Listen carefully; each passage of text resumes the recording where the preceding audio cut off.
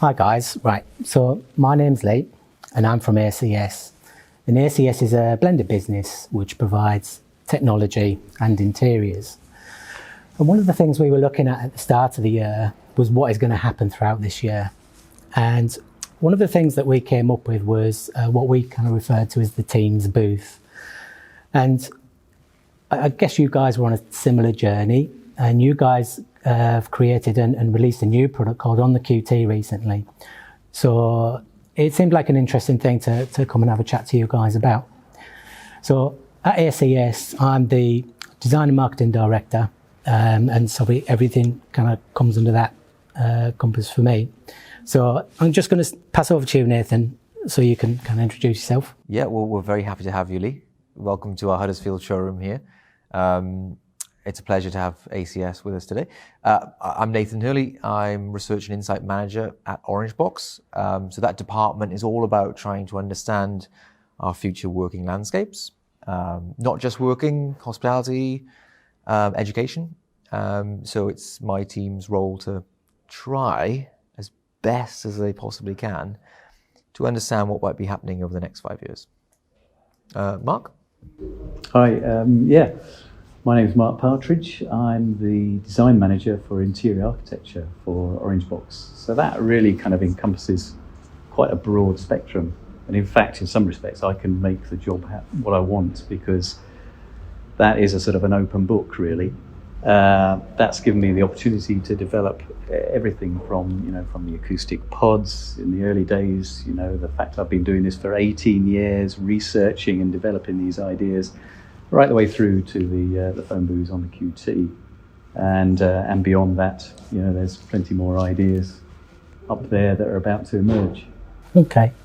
One of the things I was kind of hoping to get across in this conversation was that Orangebox are what I would consider a research-based company. You don't just come up and say, well, here's a new pod or here's a new task chair.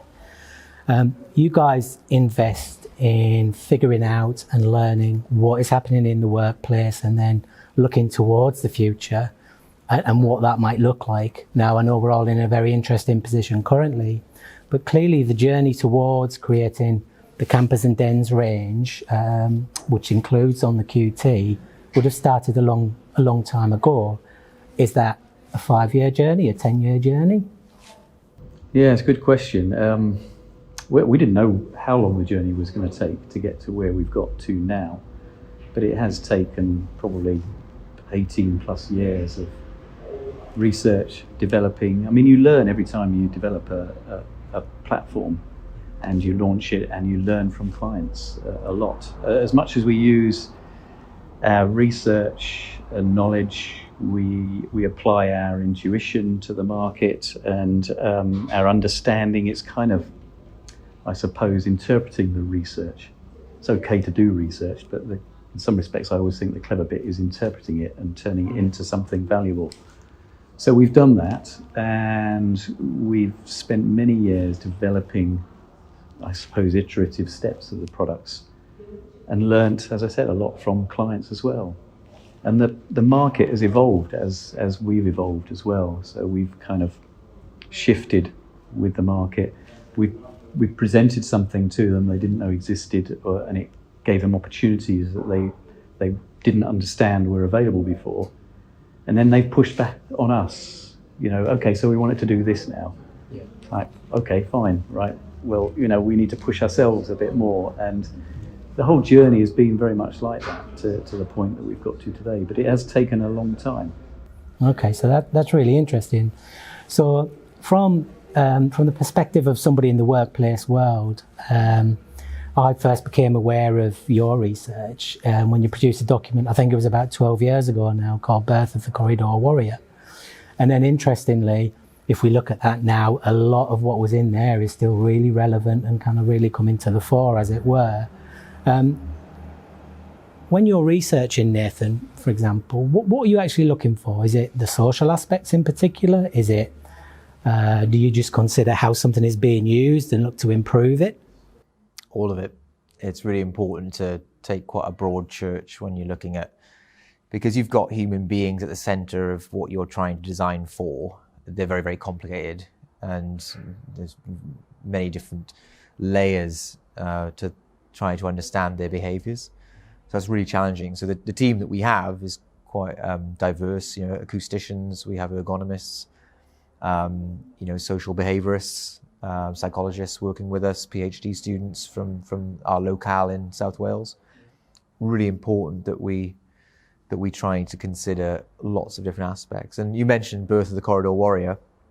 We've had so many sort of insightful documents that help our design team along the way, and predominantly that research does come from our design team.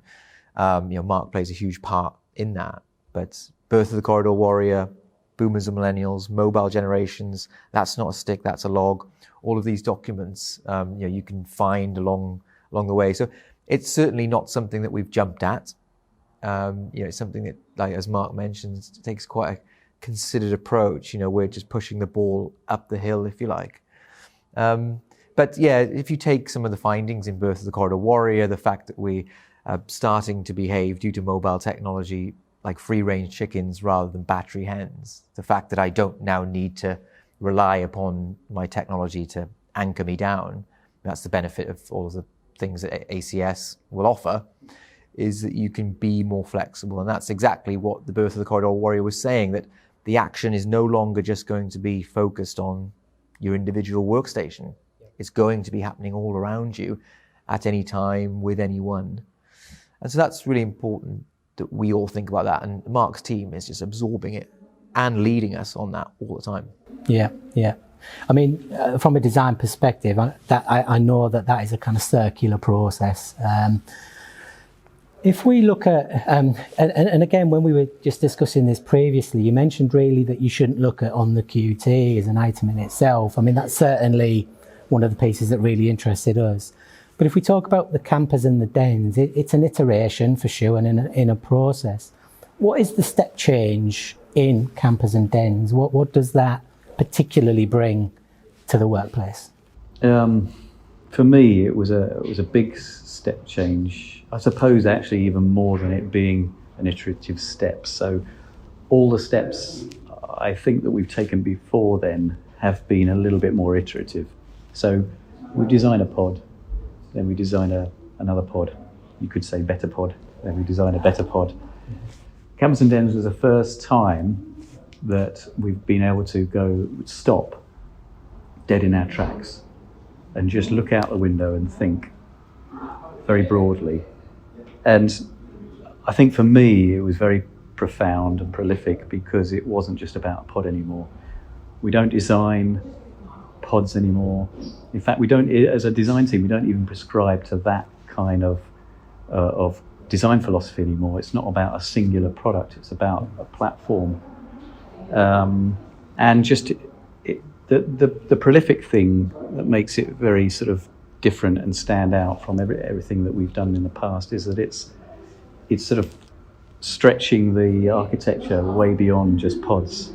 So instead of it being purely enclosed and purely open plan, we're now breaking those layers of privacy down from open plan to fully enclosed. Just kind of giving you so much more choice to that rather than it just being all or nothing. That was a big moment really for me. And on the QT has to be sort of put into that as part of the narrative as well. It's just one of the campers, if you like, in the range. Yeah. So when we look at on the QT, and if somebody kind of comes to us and says, okay, well why do I need this? Is this an answer that's come from the research, for example? Have we researched it and say, okay, we need, sorry if I use the wrong terminology, a phone booth or somewhere to work and concentrate, for example. What's the driver behind that? Is that driven by the research and then kind of picked up in the design process, or? Those two are always sort of symbiotic. They harmonize sweetly. We wouldn't leave from one. So, and when I say that, that's because our design team are very interwoven into our research team. And so there are clear observations that in identifying in the Birth of the Corridor that we're breaking away from the individual workstation, then there are there are factors at play then that make other environments in your space a bit more higher trafficked, noisier, culpable to more distractions. And so then your environment changes. You know, you're consuming that space a little bit differently. And so even just the smallest of tweaks can imbalance an environment. And we've been designing, of course, those types of traditional spaces for a very long time.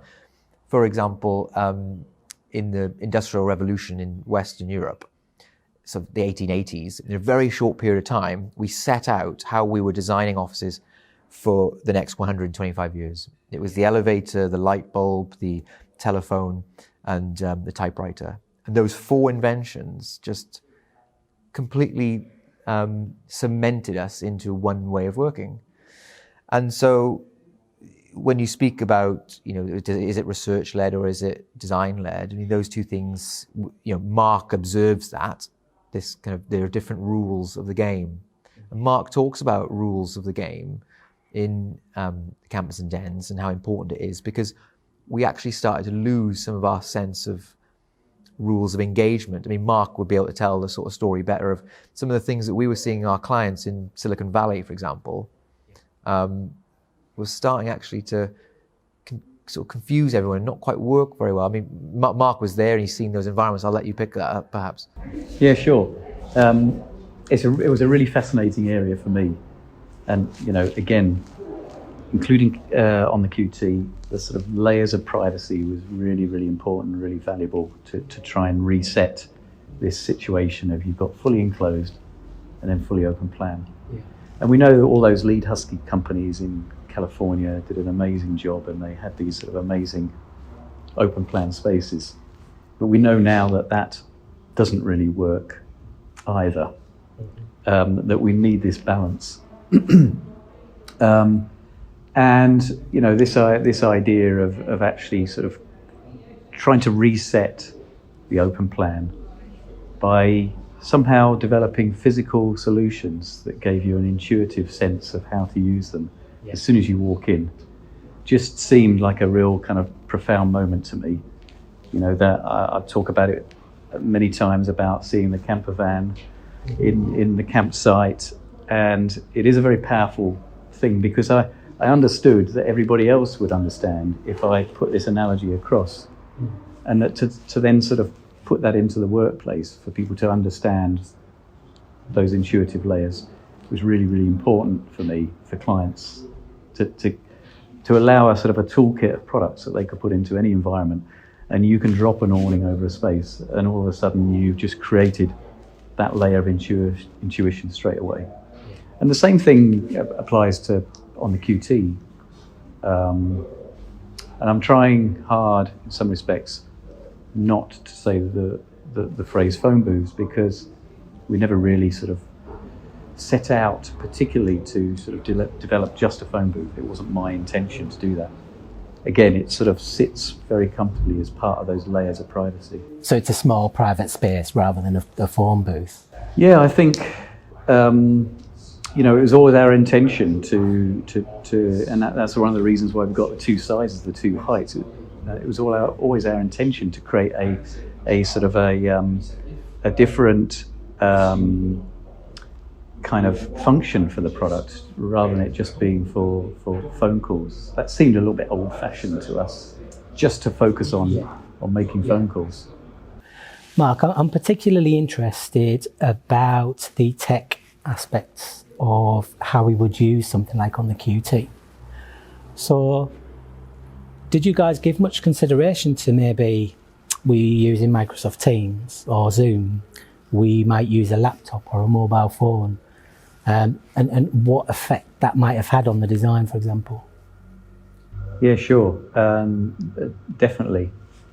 It was one of our considerations, because at the outset, when I was creating the concept of on the QT, it wasn't, for me, it wasn't about creating a phone booth, because I kind of saw the market saturated in people creating phone booths, and be very, very focused about that function.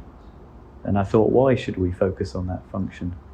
You know, the usual thing that we do, we ask the question why all the time.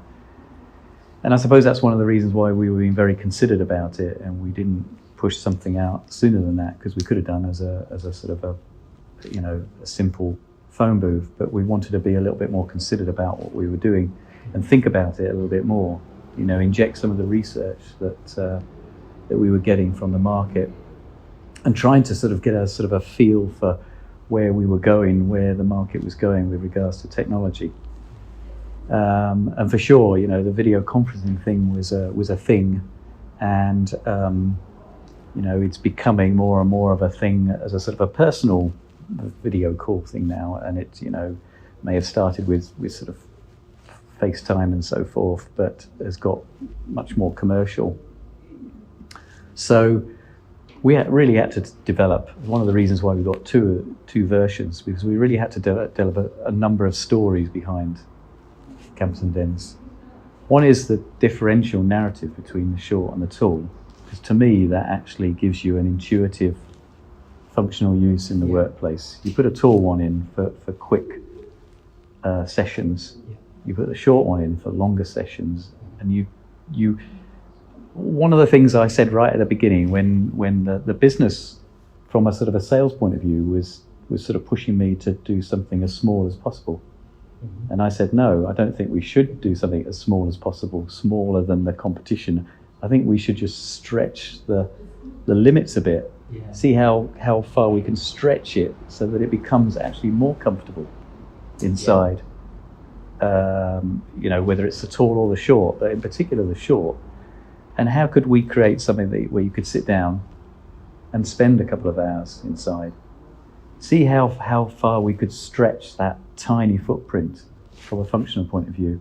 And it wasn't really, I suppose, to sort of directly say that the technology specifically was driving the function, but it was actually just sort of capturing the generic direction of technology, I suppose, to then say, well, this is where we feel it's going towards. So we need to offer more comfort, a seated version, something like your car. I mean, some people were concerned about it being too low and bumping your head. I said, you get in your car every day and you crouch down even lower than that, so you don't hit the ceiling of the door frame. It's not a problem. But you have to offer comfort if somebody's going to sit. And you have to offer ergonomics if somebody's going to sit and work with technology in a tiny little space. So it was really trying to maximize the smallest amount of space, really, and see what we could do with it. Well, Mark spoke earlier about interpreting research, and I'm glad you mentioned ergonomics there, and something that often falls within the same sentence as ergonomics is comfort, ergonomic comfort. And simply, Mark has applied a level of intuition to a piece of research. So the research says on any Leaseman report or any workplace survey from any blue chip company says that their biggest bugbear and challenge is privacy.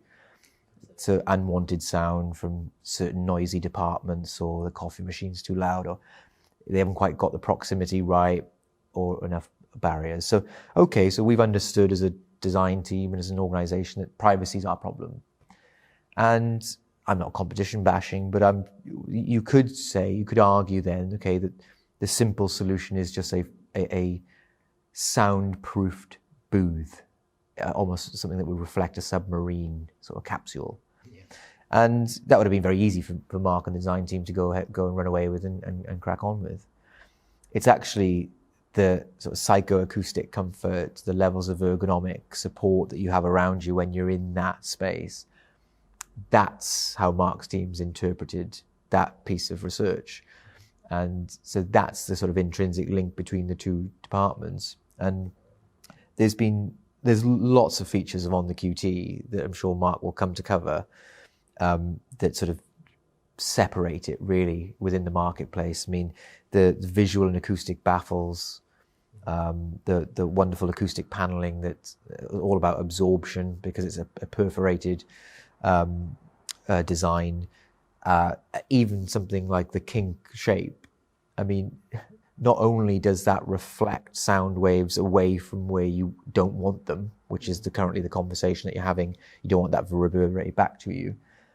The fact that that kink exists, as Mark was saying, stretching the footprint, means that you've just got half a foot more legroom. Yeah. That half a foot more legroom could be the difference between you being comfortable, being in a bad mood, and having a negative experience. Just being able to simply do that and pop your bag under the seat. Mm-hmm.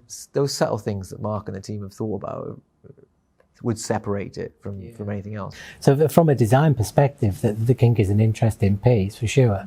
One of the things that immediately jumped into my mind was the fact that it just visually differentiates it from just about everything else in the market. In fact, from everything else in the market. And that in itself is a good thing, because I think there's an opportunity almost for office blindness, where you walk around and you just see this a lot of furniture that does a particular job and whatever else, and it's really easy to lose or not have some defined character about some of the pieces, and I think that's important. Certainly from a design perspective, if you like the look of a chair, you're going to want to sit in that chair, for example. So that's why it's quite important that chairs look nice, and why we probably all spend so much time, procuring the nice ones or designing the nice ones, as it might be. Well, that's not to be underplayed, Lee. Why do ACS design, best-in-class workspaces? Is because it ultimately makes that business perform better. How does it make it do that? Because you get an engaged workforce. You can attract greater talent to your organization, and very simply, that's part of our MO as well. That's what we're trying to do at Orangebox, is to enable organizations to be a bit better. And it's not about, you could have this argument all day long. It's not just about form over function, Mark spends his entire life, putting function into beautiful form. Yeah. I mean, we've seen that pendulum swing from 20 and 25 years ago, the cellular offices and the the American-based panel systems, for example, and then we saw that pendulum swing right through to almost a fully open plan workspace. And clearly, at either ends of those spectrum, there's going to be issues. So I see that pendulum as coming back now, and this is exactly the campers and dens idea, is exactly that. That piece, which is addressing that. I think it was interesting as well, Mark, you were saying earlier about how you explained it as a campers and dens. Is there a bit of a story around that? Yeah, sure. Do you mean on the QT, or do you mean just generally? So generally, as a campers and dens, I think you said earlier you were looking at a camper van, was it? Yeah, that's right. Yeah, that was Mark's a big camper, I should say. Is he? Yeah, okay. big camping fan, so that sets the scene a little bit. I am actually building a camper van. Yeah. So I've already built I've built these, so I had to build one for myself. It was an analogy that I really hit a nerve with me, and I felt that the market would really connect with. But because it was so simple to use this analogy to communicate these layers of privacy, and like I said earlier, to me now, just designing pods is not enough. Mm-hmm. You have to extend the architecture beyond, and you have to communicate through physical product how spaces are to be used. But what we don't want to do is to tell people how to use the furniture. We don't want to create sort of rules. We want intuition to do that. So taking that analogy of the sort of the camper van and the awning, when you're in the camper van, the door's closed, do not disturb. When you're in your awning, having a cup of coffee, a cup of tea, you're still in your own domain, and it's kind of more of a sort of a case of, is it all right if I come over, and you gesture. Yeah. And when you're in the open field, it's that sort of open plan space, free for all, and it's okay for us to sort of accept the fact that the open plan is a free for all. Yeah. But only if you've got the other layers in place to be able to communicate that that when you step out into the open plan, you can just approach somebody. So you need those other layers in order to do that. So you can't just have fully enclosed, fully open plan, because it just doesn't work these days, in my opinion. You touched on it, this idea of the pendulum swinging and sort of getting a balance. This is where we're trying to get to. This is what we're trying to do to help people, clients, people coming back to work, help them sort of understand how to use a space, really, by the furniture that we put in. So that story was really, really important. And there are layers sort of a little bit more granular than those ones that Mark has marked out as marquee. Mark has marked out as marquee layers. You very clearly you can see how the awning comes to life, or the camper van, or the cabin in between. You can sort of quite clearly see that, or the QT, which is your sort of treehouse moment where you can totally get away. Mark came back from Amsterdam. He went traveling just for a really nice weekend away. Your son, yes, he lives there. And I'm stealing this analogy from you, Mark, sorry. But it's something very relevant to where we're at right now. Walked into a coffee shop, and it wasn't one of those coffee shops, a normal coffee shop, and there was a raised platform at which there was a very large, collaborative open table, and it was the freelancers table. And everybody in the sort of coffee shop was going about their day. They were also weekend tourists. But you knew intuitively, when Mark uses that word intuition, you knew intuitively that's not really the space for you. You're there for the coffee. They're there for the all-day work, but they equally have ownership over the space. They both deserve to be there. But you know that raised level, it was just a step up. So just how does that manifest itself within Camps and Dens? We sort of had custom design rugs made for the entire platform. We're on one right now. Just that sort of subtle difference of a rug under an awning is a different layer to what Mark was talking about, which is the open plan, terra firma, there are no rules. And that's really important, and that's why on the QT is important, because it's the ultimate layer of privacy and seclusion and restorative calm. I don't even have to be on a video call while I'm in one. I can just it can be an excuse. People think I am, but I'm just relaxing. There was one another prolific moment that struck me that we talk about in our story about intuition, and it was this idea, and I've always been really sort of angry about it in some respects, that people sat on a shared workbench with headphones on. And I think that's a broken environment. That's a broken scenario, because you're on a collaborative bench and you have to put headphones on to get focused.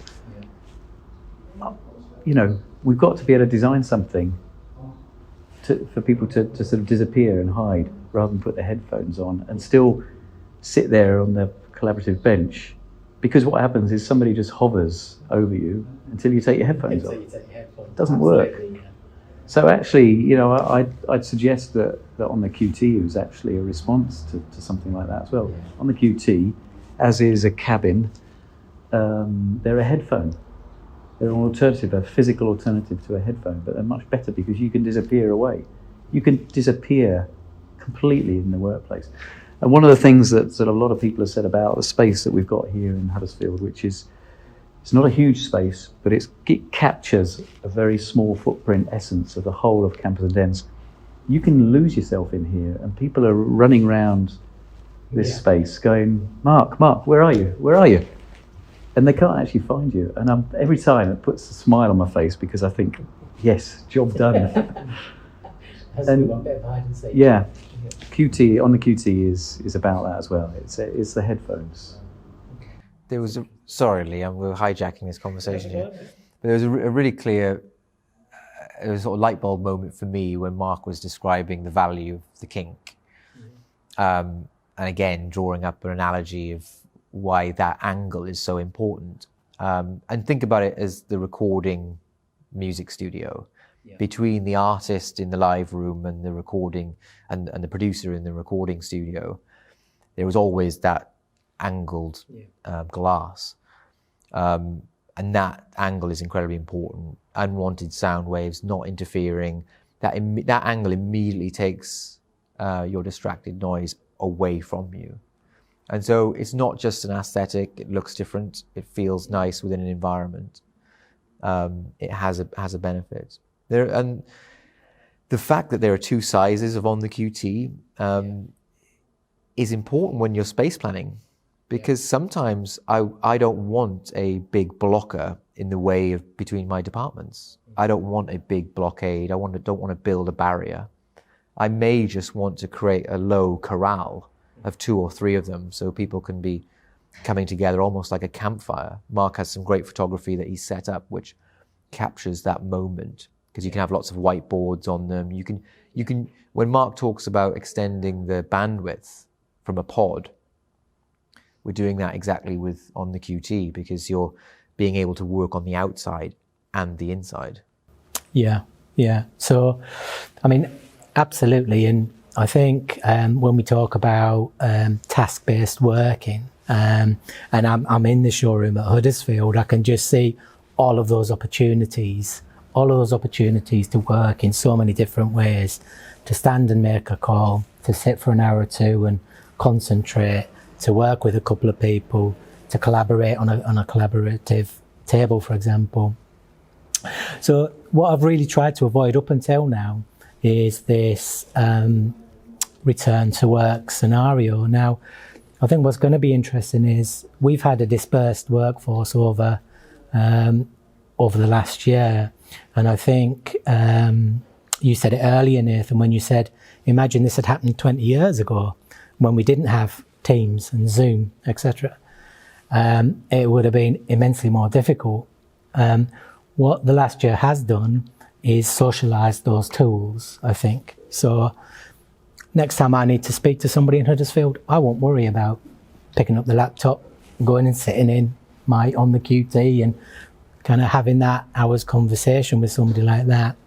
But also, I think the lion's share of people now believe that the return to work will be on a lesser basis. And I mean, by not going to the office for 5 days. So we've got that dispersed workforce still carrying on. And again, this is why we felt on the QT in particular was the little piece of the campus and dens that might really stand out. Do you kind of agree with that? Do you see that that's the way we're going to probably return to the work? I mean, it seems to be the general thought at the minute. Absolutely. And I'll let Mark sort of pick up on, potentially why on the QT in particular is a tool that's best suited for that. But you're so right in the adoption of those tools, Lee, and I couldn't agree more with you. I mean, just imagine having, let's take Teams chat for an example.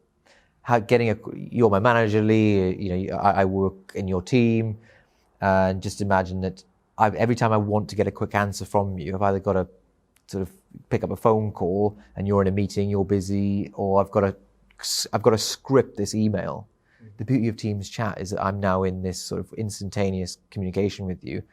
And so the movement away from hierarchy, which we've been on, just continues, and it's nice and it's casual and it's more relaxed, and we get to be more comfortable at work. It's like I get to just WhatsApp Mark all the time, something like Teams chat. So that adoption that we've been through is going to be a huge benefit. But in regards to, so that's the technology that benefits us. In regards to the furniture, of course, on the QT is such a valuable solution for businesses as they return to work, because we're going to have departments coming back on a daily basis. That's what's going to happen, is that Department A comes in on Monday, Department B comes in on Tuesday, because they need to communicate with each other and they all work closely, so they agree a day that they're going to come in. That's not going to be so great for your organization, because those departments talk to each other all the time anyway. What you actually want is cross-departmental communication and collaboration. And so something like on the QT facilitates that while somebody is at home and while somebody is in work. That's really important. But Mark, I'll let you sort of pick up on Lee's question. Yeah, I think an interesting thing for me is what's going to happen to desking? And Nathan talked about these, prolific elements all those years ago, like the typewriter and the lift and the telephone. And the one thing that we got, quite rightly so, because we were tethered, because of the technology at the time, we were tethered, quite rightly so. The desk was something that was effectively part of that kind of toolkit that lasted for so long. And I'm not suggesting it's completely gone. But I think other products can become equally, if not more powerful than a desk now. And a desk is less powerful. As you suggested, we this time last year, we all stress tested technology, literally with a matter of days. And I know that, one of our colleagues in our business didn't believe that for instance, that certain departments could actually even work on a sofa in the office, never mind working from home. They just said, it's just not going to be possible. This time last year, on a Wednesday, we stress tested the technology, and on a Thursday, we said, okay, everybody just carry on at home. It was literally that quick. It just worked, and everybody just went, wow, it works. Yeah. And what we've been hesitating is just probably in our minds, because the technology's been there. The sort of the freedom of the technology has been there, and we've just stayed tethered to our desk. So I think what's really interesting and exciting now is that products like on the QT can be as probably more important and more prolific than maybe a desk as a workstation, sort of functional workstation, if you like.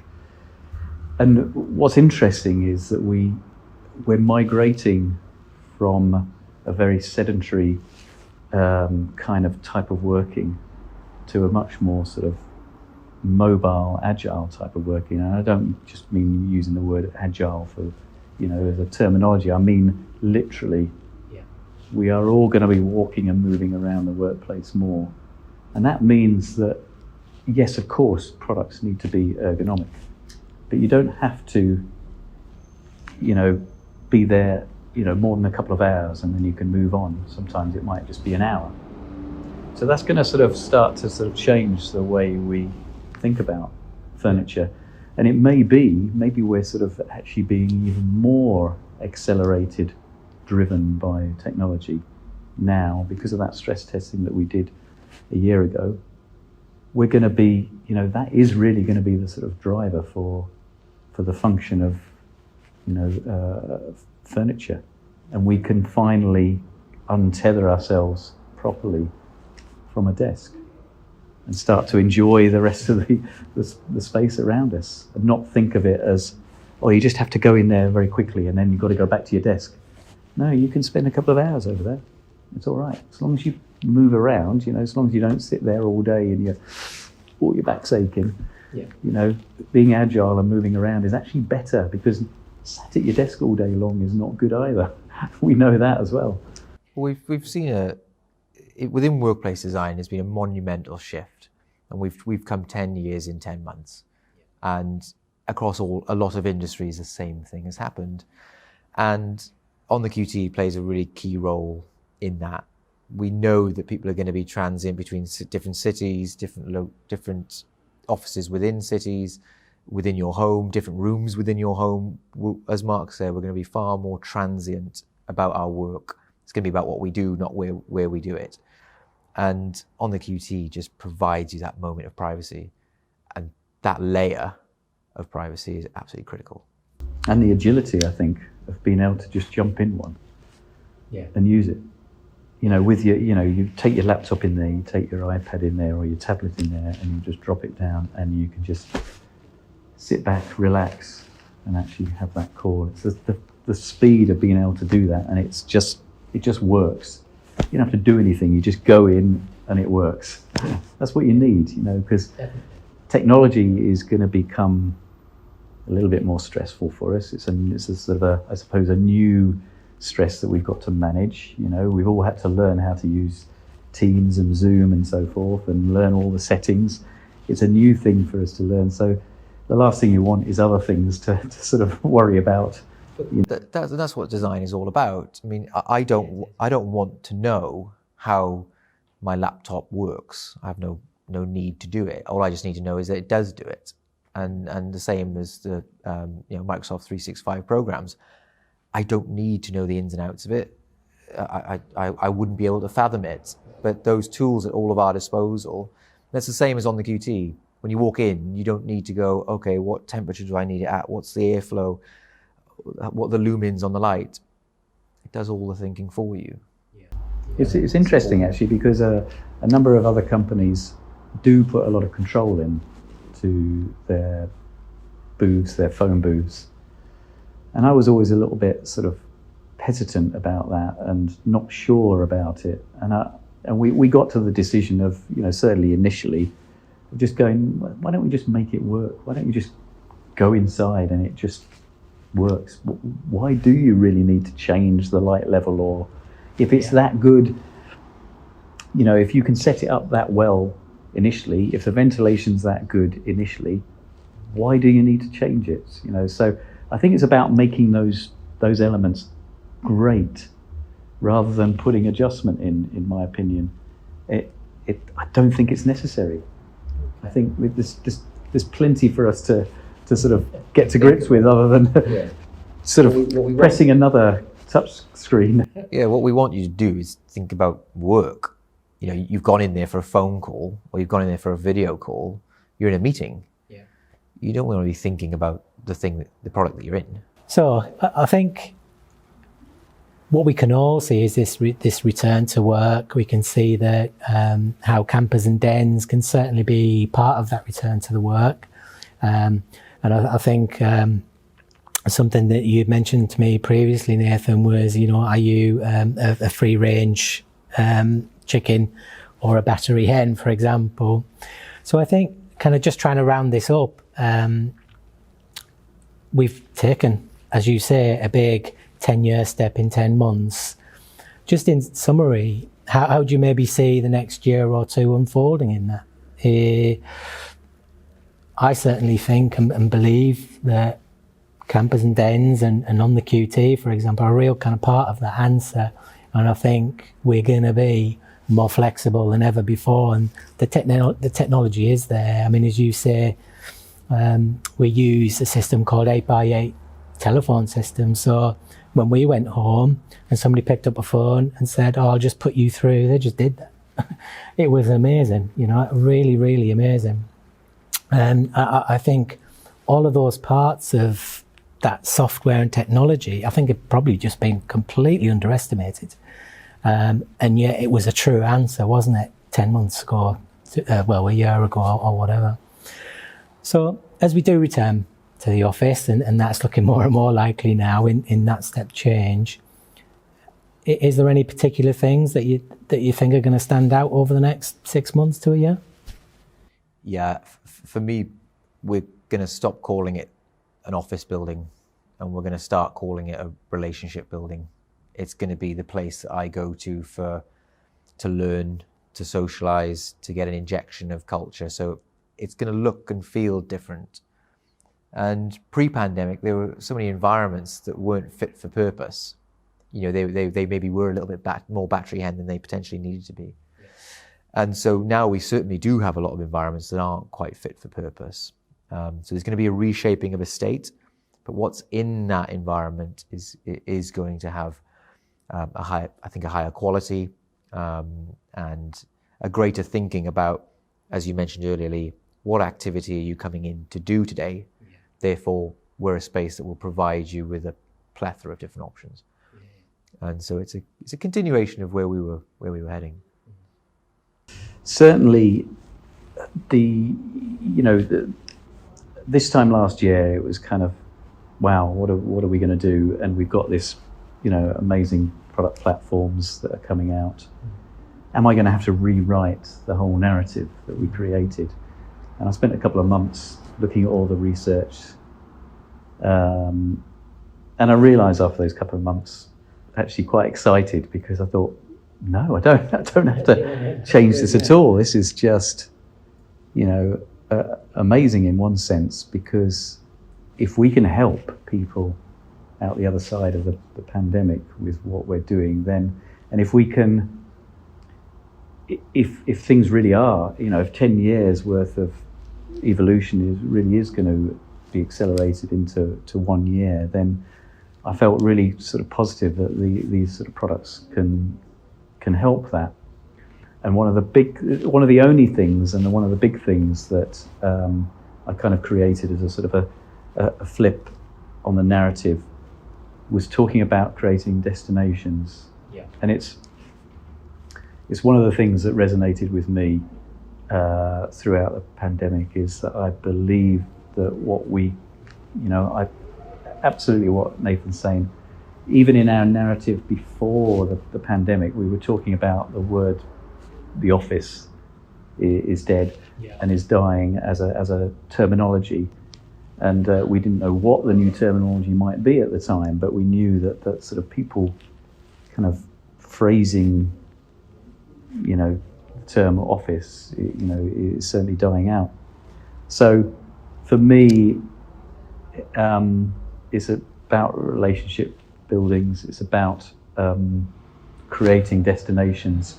And one of the big things that I felt was that what we should do is reset the workplace into destinations that we want to visit, Yeah. rather than have to visit. And that's sort of struck a positive nerve to me, that we need to sort of flip that round, and rather than people going, I've got to go into work today, we want them to say, I want to go into work today. Yeah. And it just like you go to a museum or an art gallery, make the workplace just beautiful, amazing, exciting places to encourage people to be in. So we were talking in the design team about what we used to term the flexible office, and it's interesting you talk about that terminology, because we were kind of trying to work out what that new terminology might be. And now we have to accept our workplace as at home is in the coffee shop, as we've been professing for 5 to 10 years now, I think. And the kind of terminology we've come up with is actually beyond flexible, because you've got the flexible office, but actually it's beyond that. So it's beyond flexible. So I think what I'd really like to do is to thank you, Nathan. Thank you, Mark. It's been really interesting. It's been fantastic to come up to Huddersfield and actually get to see the whole campers and dens and on the QT. So thank you, guys. Thank you, Lee. And I'd also like to thank ACS as well. They're great partners of ours. Or we're a great partner of ACS's, and it's always been a pleasure working with them. So thank you to everyone in the team. Great. Cheers. Thank you, guys.